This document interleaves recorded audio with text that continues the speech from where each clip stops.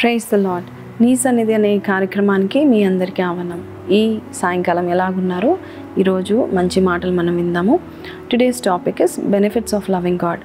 దేవుని ప్రేమించడం వల్ల వచ్చే మంచి కార్యాలు ఏంటి, ఉపయోగాలు ఏంటి, మనము ఈరోజు తెలుసుకోబోతూ ఉంటున్నాము. దేవుడు మన నుండి ఏం కోరుకుంటున్నాడంటే, ఎప్పుడు కూడా మనం చూసినట్లయితే ఆదికాండం నుంచి ప్రకటన వరకు చూసినట్లయితే దేవుడు తన బిడ్డల నుండి కోరుకునేది ఏంటంటే ఆయనను ప్రేమించాలని, ఆయన విషయంలో శ్రద్ధ నింపుకోవాలని దేవుడు కోరుకుంటూ ఉంటున్నాడు. ముఖ్యంగా మన దేవుడు షరతులు లేని ప్రేమను కోరుకుంటూ ఉంటున్నారు. God wants us to love him.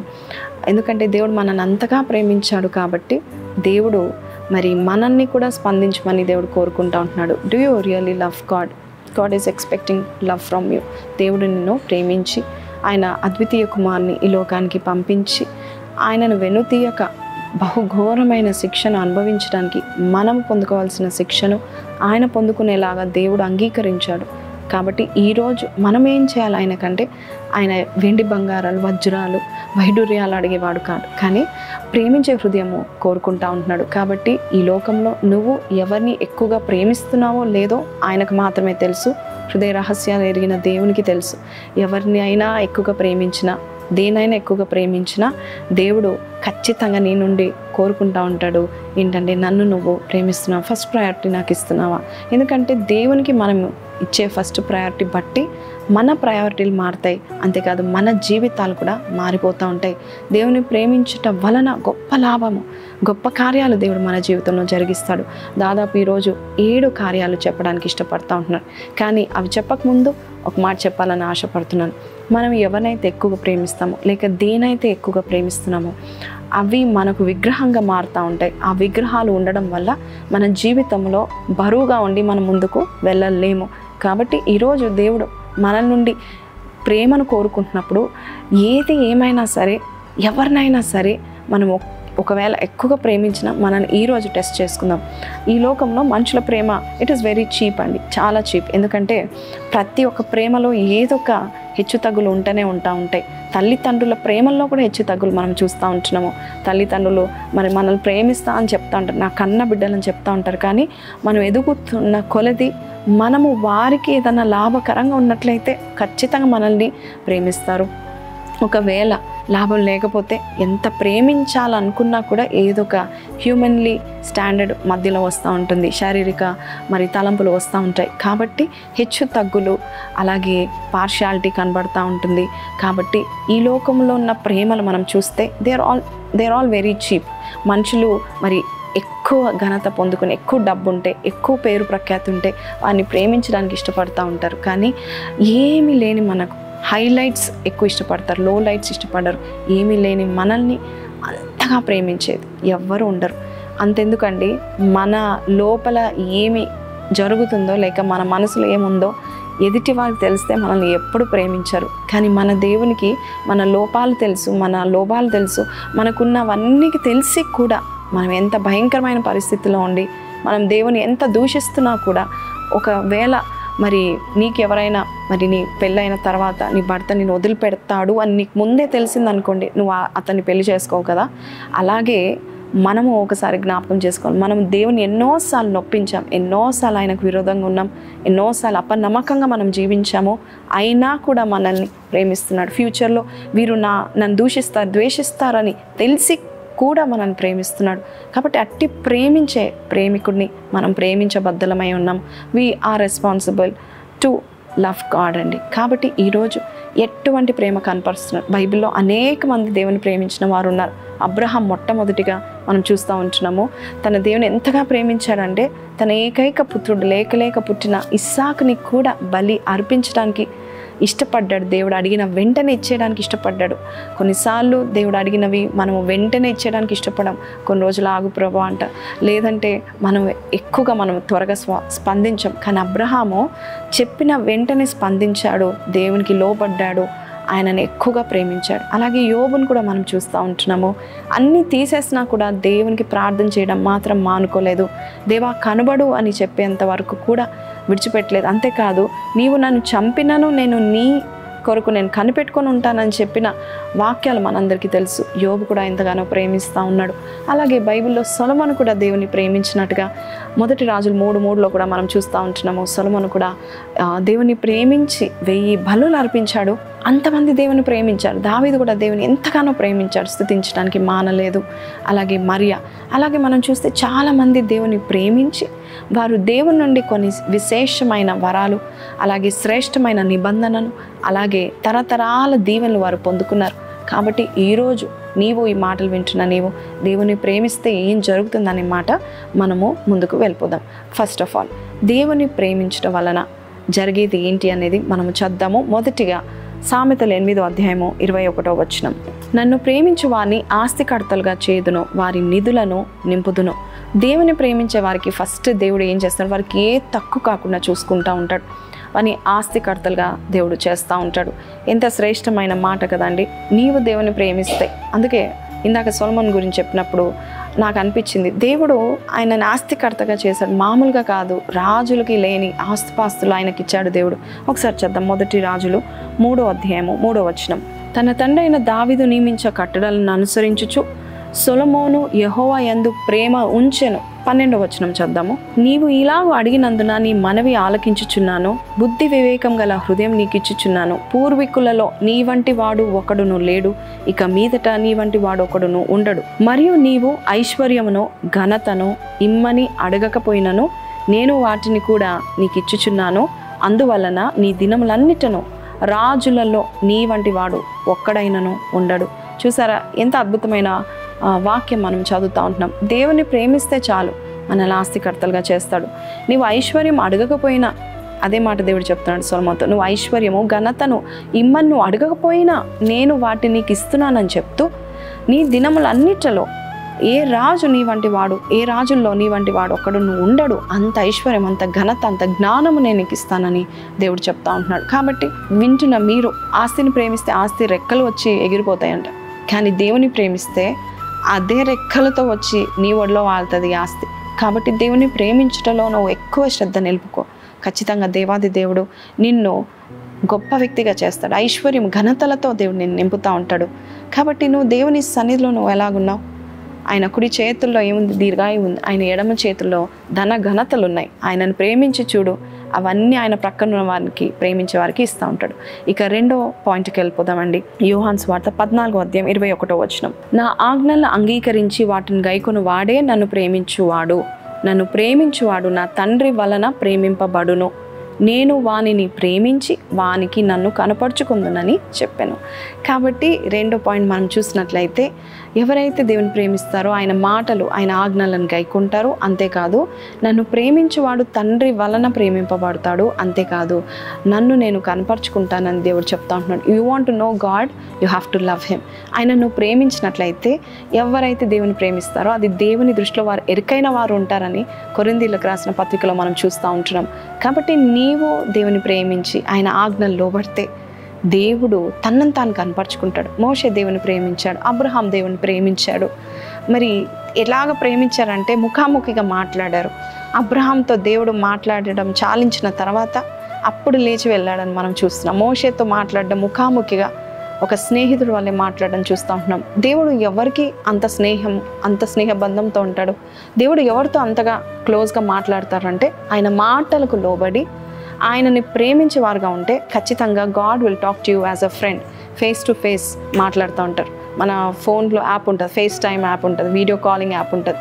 మరి అలాగ దేవుడు మనకు అంత దగ్గరగా మనతో మాట్లాడాలంటే కనుక ఆయన చూసేది ఏంటంటే ప్రేమించడం. మీరు ప్రేమిస్తే ఖచ్చితంగా నేను యేసుని ప్రేమిస్తున్నాను, ఐ లవ్ జీసస్ అని చెప్పి నీకు ఇష్టం వచ్చినట్టు చేయడం కాదు, ఆయన మాటలకు లోబడాలి. ఆయన అక్కడక్కడ మనతో మాట్లాడుతూ ఉంటాడు, ప్రతిరోజు మాట్లాడుతూ ఉంటాడు, వార్నింగ్ సింబల్స్ ఇస్తూ ఉంటాడు. నువ్వు పడుకున్నప్పుడు మాట్లాడతాడు, లేచినప్పుడు మాట్లాడతాడు, ఇలా ఉండు అంటాడు, నీ ప్రవర్తన మార్చుకో అంటాడు, నీవు ఇంత బాగా దీవించబడతావని చెప్తాడు. ప్రతి విషయంలో దేవుడు మాట్లాడతాడు. ఆయన ప్రతి మాటకు నువ్వు లోబడు. ఎందుకంటే మన దేవుడు వార్నింగ్ ఇచ్చే దేవుడు. ఎవరు నశించిపోవడం ఆయనకి ఇష్టం లేదు. నీవు ఆయన సన్నిధిలో ప్రభా నువ్వు చెప్పే మాట నేను వింటానన్నప్పుడు దేవుడు ఈరోజు ఏమని చెప్పాడు, నువ్వు ఈరోజు అబద్ధం ఆడద్దు అంటే ఖచ్చితంగా ఆ శోధనలో మనం ఉంటాం. అబద్ధం ఆడేంత శోధనలో మనం వెళ్తాం. అప్పటికీ కూడా దేవుని మాట చొప్పున నువ్వు విని అబద్ధం ఆడకుండా ఉన్నట్లయితే ఖచ్చితంగా నువ్వు దేవుని ప్రేమించినట్లయితే దేవుడు నీ దగ్గరకు వచ్చి స్వయంగా మాట్లాడతాడు. యోహాను రాసిన మొదటి పత్రిక 3వ అధ్యాయము 22వ వచనం చదువుదాం. 1 John 3:22. మరియు మనం ఆయన ఆజ్ఞలను గైకొనుచు ఆయన దృష్టికి ఇష్టమైనవి చేయుచున్నాము కనుక మనం ఏమి అడిగినను అది ఆయన వలన మనకు దొరుకును. కాబట్టి నువ్వు దేవుని ప్రేమిస్తే ఖచ్చితంగా నువ్వు ఏది అడిగితే అది దేవుడు నీకు దయచేస్తాడు. అందుకే 37వ కీర్తన 4వ వచనంలో యెహోవా యందు ఆనందించు, అప్పుడు ఆయన నీ హృదయ వాంఛలను తీరుస్తూ ఉంటాడు. కాబట్టి యెహోవా ఏ మాట చెప్పినా ఆ మాటకి లోబడే వారిగా మనం ఉన్నట్లయితే ఖచ్చితంగా మన హృదయ వాంఛలు ఆయన తీరుస్తూ ఉంటాడు. కాబట్టి నువ్వు దేవుని ప్రేమించినట్లయితే ఆయన ప్రతి మాట వింటావు, రాసుకుంటావు, ఆయన మాట జవదాటవు. అబ్రహాంని దేవుడు ఒకరోజు అడుగుతాడు, ఇష్మాయిల్ పంపించే అంటాడు.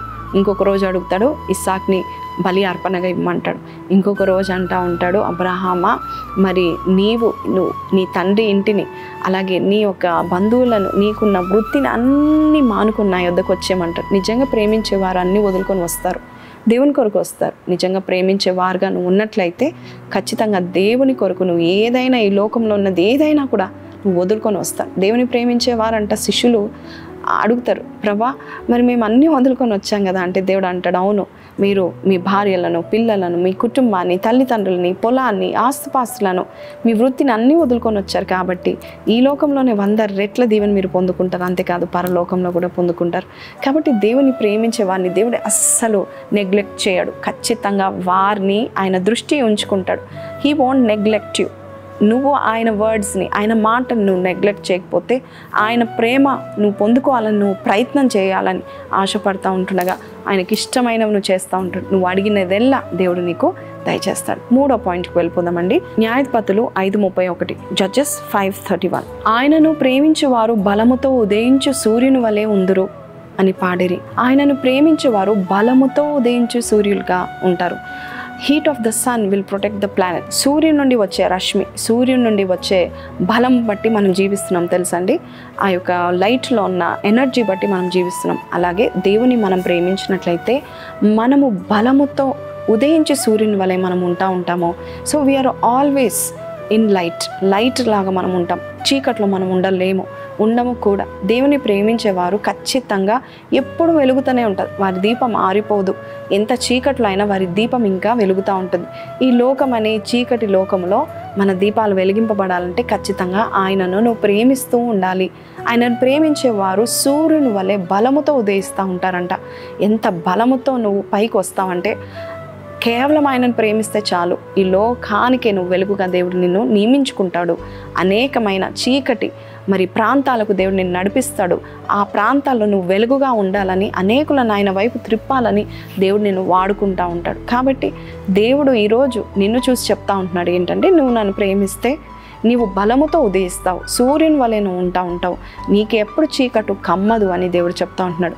చాలాసార్లు చీకటి అంటే చాలామందికి ఇష్టం ఉండదు, ఎందుకంటే భయంకరమైనవి జరుగుతూ ఉంటాయి. అలాగే మన జీవితంలో కూడా ఈ లోకంలో ఉన్న ఈ చీకటిలో మనం ఉంటే, ఈ లోకంలో ఉంటే మనం కూడా చీకటిలో ఉన్నట్టే.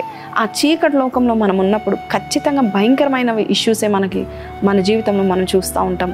కానీ నీవు దేవుని ప్రేమించినట్లయితే నీ ఇంట్లో వెలుగుతావు, నీ వీధిలో వెలుగుతావు, నీ సంఘంలో వెలుగుతావు, నీ వర్క్ ప్లేస్లో వెలుగుతావు. ఈ ప్రపంచంలోనే ఒక జ్యోతిగా నువ్వు ఉంటావు. బైబిల్ సెలవిస్తుంది, దావీదు ఇజ్రాయేలులకు ఒక దీపంగా ఉన్నాడంట. అలాగే 31 సామెతలు మనం చూస్తున్నాము, ఆమె దీపము ఆరిపోదు, రాత్రి వేళ ఆరిపోదు అనే మాట మనము చూస్తూ ఉంటాం. అలాగే నీవు కూడా దేవుని ప్రేమిస్తూ జీవిస్తున్నట్లయితే నీ దీపము ఆరిపోదు. ఖచ్చితంగా అది it will be there forever. కాబట్టి 4వ పాయింట్ కూడా మనం వెళ్ళిపోదామండి. జాన్ చాప్టర్ 14:23, యోహాను సువార్త 14:23. యేసు, ఒకడు నన్ను ప్రేమించిన ఎడల వాడు నా మాట గైకొనును, అప్పుడు నా తండ్రి వానిని ప్రేమించును, మేము వాని యొద్దకు వచ్చి వాని యొద్ద నివాసము చేతుము. ఇది ఇంకా బాగుంది కదండి. ఇదే అధ్యాయంలో మనం చూస్తున్నాము, దేవుడు వారితో మాట్లాడతాడు, దేవుడు కనపరుచుకుంటాడని మనం చూస్తున్నాము. కానీ 23వ వచనంలో మనం చూస్తే తండ్రి కూడా ప్రేమిస్తాడు. అంతేకాదు, మేము తండ్రి, కుమార, పరిశుద్ధాత్మ మేము వాని యొద్దకు వచ్చి వాని యొద్ద నివాసము చేతుము. దేవునితో నివాసం చేసే జీవితం ఎంత అద్భుతం, ఎంత ధన్యకరమైన జీవితం కదా. దేవుడు నీతో పాటు నివాసం చేస్తాడు, నీతో పాటు కాపురం ఉంటాడు, నీతో పాటు నీ జీవితంలో అడుగుల మీద అడుగులు వేస్తూ ఉంటాడు. నువ్వు ఎక్కడున్నా నువ్వు ఒంటరిగా ఉండవు. సో ఎవరు ఎవరికి ఇంత ధన్యత ఉందంటే దేవుని ప్రేమించువారు. అంటే ఉదయకాలం లేచినప్పుడు మనము దేవుని ప్రేమించాలనే ఒక్క ధ్యాస మనకున్నట్లయితే దినం అంతా కూడా దేవుడు మనతోనే ఉంటాడు. మనం ఎక్కడ ఉంటాం అక్కడ ఉంటాం, మనతో నివాసం చేస్తూ ఉంటాడు. God is a very mighty God. మన దేవుడు మామూలు దేవుడు కాడండి. ఆయన ఆకాశాలు కూడా ఆయనను పట్టలేవు. అలాంటిది నీవు ప్రేమిస్తే చాలు, ఈ ఒక్క క్వాలిటీ నీలో ఉంటే చాలు. నేను నీతో పాటు వచ్చి మేమందరం కూడా నీతో పాటు నివాసం చేస్తాం. యేసై ఒక్కడే కాదు, తండ్రి కూడా వస్తాడు. పరిశుద్ధాత్మ దేవుడు కూడా యేసైతో పాటు వచ్చి మనతో నివాసం చేస్తాడు. అందుకే సామెతలు 8వ అధ్యాయము 17వ వచనం చదువు. నన్ను ప్రేమించు వారిని నేను ప్రేమించుచున్నాను, నన్ను జాగ్రత్తగా వెతుకువారు నన్ను కనుగొందురు అనే మాట మనం చూస్తూ ఉంటున్నాము. అంతేకాదు ఇందాక 21వ వచనంలో కూర్చొని వారిని ఆస్తికర్తలుగా చేస్తానని దేవుడు చెప్తున్నాడు. అంతేకాదండి, దేవుని ప్రేమించే వారు ఖచ్చితంగా ఆయనను వెతుకుతారు. ఆయనను వెతికినప్పుడు ఆయన కనబడుతూ ఉంటాడు. ఆయన నీతో పాటు ఉంటాడు. మీ ఇంట్లో ఒక పెద్ద థ్రోన్ రూమ్, ఒక పెద్ద వ్యక్తి, ఒక గొప్ప వ్యక్తి ఉన్నాడు. ఒక మినిస్టర్ వచ్చి మీ ఇంట్లో వచ్చి నివాసం చేస్తూ ఉన్నాడంటే ఎంత ధన్యకరం కదండి. మరి అమెరికా దేశంలో మరి చాలామంది ఇండియన్స్ అక్కడ ఉంటారు. సేవకులు ఎవరైనా, మరి దైవజనులు, గొప్ప సేవకులు ఎవరైనా వస్తున్నారని తెలియగానే ప్రతి ఒక్కరూ వారి తలుపులు తెరుస్తారంట, వారి గృహాల ద్వారాలు తెరుస్తారంట. మా ఇంట్లో ఒక్కరోజైనా ఉండండి అడుగు పెడతారంట. అంతేకాదు వారు ఇంకా ఏం చేస్తారంటే వేరే ఇతర దేశంలో కావచ్చు, మన దేశంలో కూడా చాలామంది సేవకుల్ని అలాగ ప్రేమిస్తారు.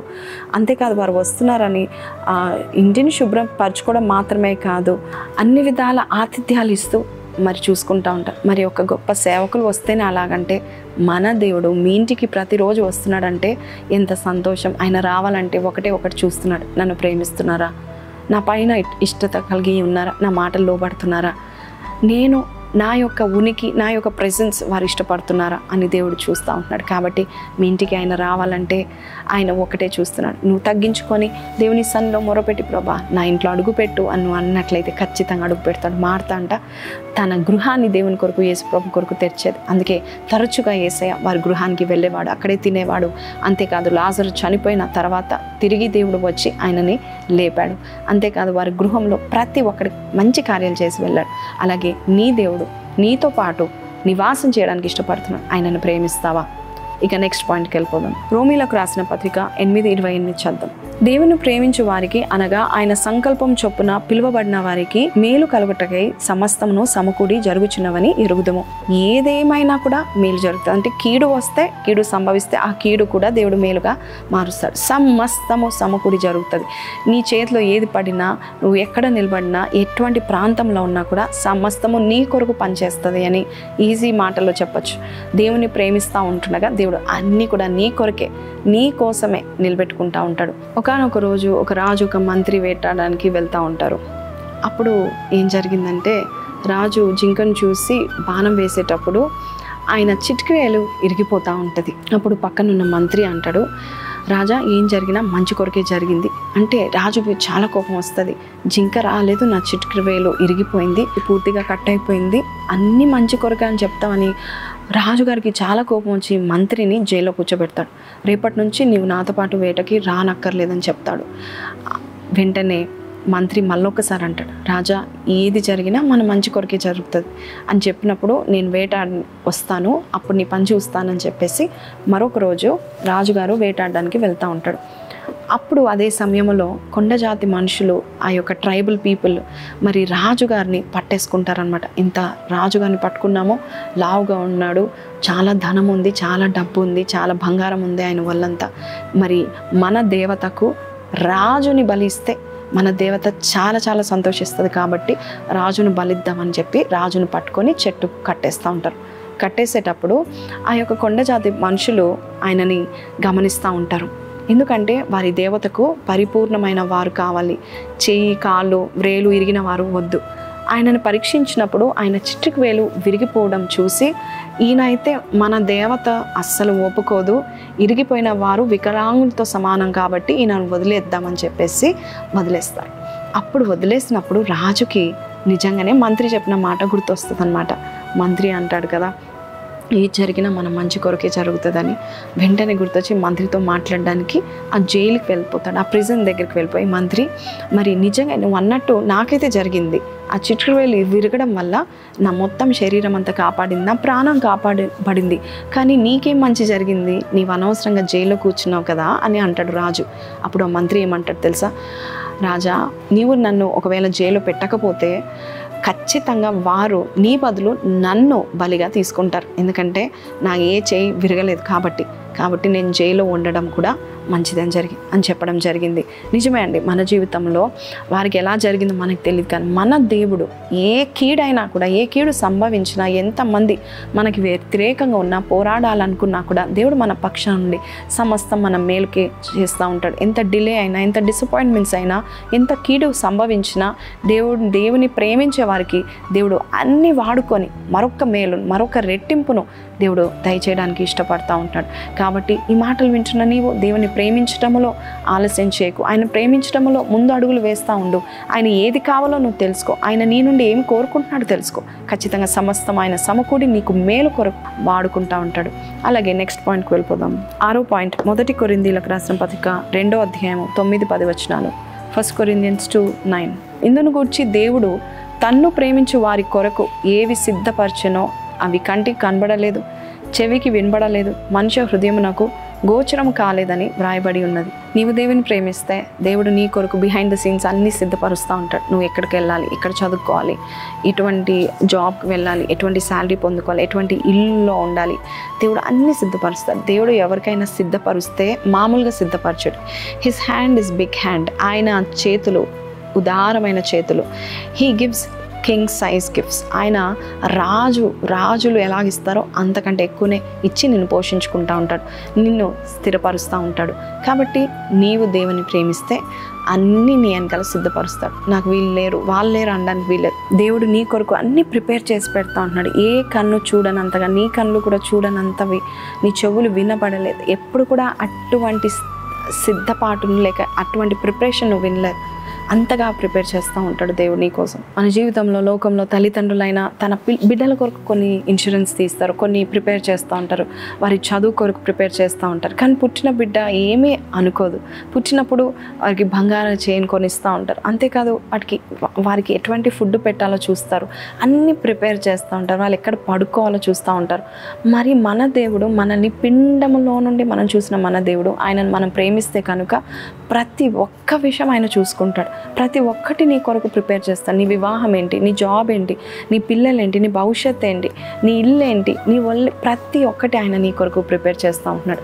అలాగే అందుని బట్టి దేవుని ప్రేమిద్దామా? ఆఖరిగా యోహాను రాసిన 1 పత్రిక 4:18 చేద్దాం. ప్రేమలో భయం ఉండదు, అంతేకాదు పరిపూర్ణ ప్రేమ భయమును వెలగొట్టును. ప్రేమలో భయం ఉండదు అనే మాట మనం చూస్తాం. నువ్వు దేవుని ప్రేమించినట్లయితే ఏ విషయంలో భయపడకూడదు, ఏ విషయంలో భయం ఉండదు. ఎందుకంటే దేవుడు నిన్ను ప్రేమిస్తున్నాడని నీకు తెలుసు. అలాగే నీవు ఆయనను ప్రేమిస్తే నీ ఫుల్ సపోర్ట్ నీకు వస్తుందని నీవు గ్రహిస్తూ ఉంటావు. ఒకసారి ఒక భార్య భర్తలు వారు పెళ్ళైన కొత్తలో మరి వారు వెకేషన్కి వెళ్తూ ఉంటారు, బోట్ రైడింగ్కి వెళ్తూ ఉంటారు. ఆ బోట్ కాస్త కొంచెం లోపలికి వెళ్ళిపోవడం జరిగింది. తుఫాను స్టార్ట్ అయింది, అలలు ఎగసిపడడం స్టార్ట్ అవుతున్నాయి. ఇంకా ఆ బోట్ ఎక్కడికో వెళ్ళిపోతుంది, ఆ నావ ఎటో తీసుకెళ్తూ ఉండే ఆ గాలికి. అటువంటి సమయంలో ఈ భర్త మరి నేవీలో పనిచేస్తూ ఉంటున్నాడు, ఈ భర్త మిలిటరీలో పనిచేస్తూ ఉంటున్నాడు. కాబట్టి ఆయనని చూస్తూ ఈ భార్య అంటా ఉంది, లేక మనకి వెకేషన్ దొరికింది, మనకేంటి ఇలా జరిగింది, ఈరోజు మన ఇద్దరం ఇక్కడే చనిపోతామేమో అని చాలా భయపడుతూ బాధపడుతూ చెప్తా ఉంది. ఏదో ఒకటి చేయి, మనం బ్రతకాలి, మన ఇద్దరం కలిసి జీవించాలి అని భార్య అంటా ఉందంట. అటువంటి సమయంలో ఈ భర్త ఎంత మౌనంగా ఉన్నాడంటే అంత మౌనంగా ఉన్నాడు. ఏంటి ఇంత మౌనంగా ఉన్నామని భార్య నసపెట్టి భయపెట్టి ఆయనని అడుగుతా ఉంది, ఎందుకు మౌనంగా ఉన్నావు, ఏదో ఒకటి చేయి, నాకు భయంగా ఉంది అని అన్నప్పుడు ఆ భర్త ఆయన చేతిలో ఉన్న తుపాకీ తీసి ఆమె గొంతు దగ్గరికి పెట్టేసి నేను ఇప్పుడు చంపేస్తానని చెప్తాడనమాట. అప్పుడు చెప్పినప్పుడు ఆమెలో ఎటువంటి భయము లేదు, ఆయన వైపే చూస్తూ ఉంది. అదేంటి నీకు ఎటువంటి భయం లేదు, నా వైపు చూస్తున్నావు, నేను చంపలేను నువ్వు అనుకుంటున్నావా అన్నాడంట భర్త. అప్పుడు అన్నదంట, నాకు తెలుసండి మీరు నన్ను ప్రేమిస్తున్నాడు, అలాగే నేను కూడా మిమ్మల్ని ఎక్కువగా ప్రేమిస్తున్నాను, కాబట్టి ప్రేమించే వారిని మీరు చంపరు అని చెప్పింది. అప్పుడు ఆ భర్త అంటున్నాడంట, అలాగే నీవు నేను దేవుని ప్రేమిస్తున్నాం, అంతకంటే ఎక్కువ దేవుడు మనల్ని ప్రేమిస్తున్నాడు, కాబట్టి తుఫాను కూడా ఆయన చేతిలో ఉంది. కాబట్టి నా చేతిలో ఇలా తుపాకీ ఉందో దేవుని చేతిలో తుఫాను ఉంది, తుఫాన్ ఆయన చేతిలో ఉంది, కాబట్టి అవి మనల్ని ఏం చేయమని చెప్పారు. నిజమే, ప్రేమలో భయం ఉండదు. మనం దేవుని ప్రేమిస్తే, దేవుడు మనల్ని తిరిగి ప్రేమిస్తున్నాడని మనకు తెలిస్తే ఖచ్చితంగా భయం ఉండదు.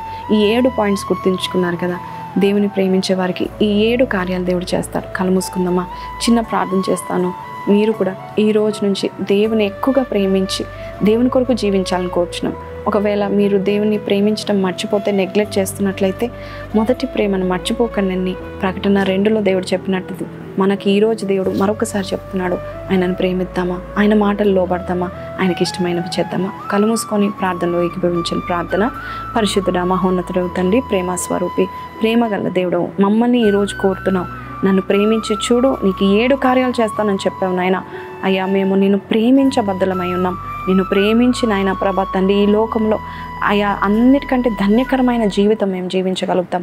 ఈరోజు మాతో మాట్లాడిన ప్రతి మాటను మా జీవితంలో నెరవేర్చి నడిపించమని, అలాగే ఈ వాక్యాన్ని విన్న ప్రతి బిడ్డ కూడా నిన్ను 100% ప్రేమించే వారిగా చేయమని యేసు పరిశుద్ధ నామములో అడిగి వేడుకొంచున్నాం తండ్రి.